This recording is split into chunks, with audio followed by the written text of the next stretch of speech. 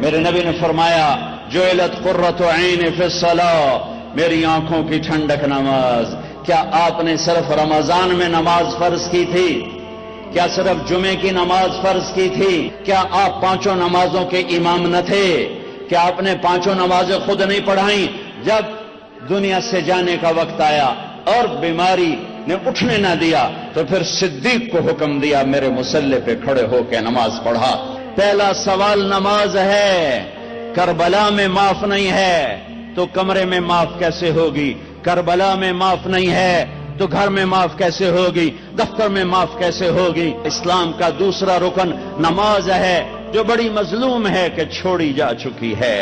نقش توحید کا ہر دل پہ بٹھایا ہم نے، زیر خنجر بھی یہ پیغام سنایا ہم نے۔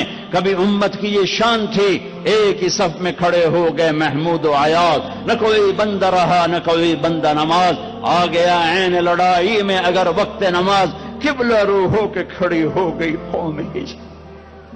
انہوں نے جنگوں میں نماز نہیں چھوڑی تھی، آئیے کھانے پہ نماز چھوڑ رہے ہیں، دفتر پہ نماز چھوڑ رہے ہیں، کاروباری ڈیلنگ پہ نماز چھوڑ رہے ہیں۔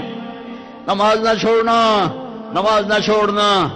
نماز بندے اور رب کے درمیان ایک تعلق پیدا کرتی ہے، تعلق پیدا کرتی ہے۔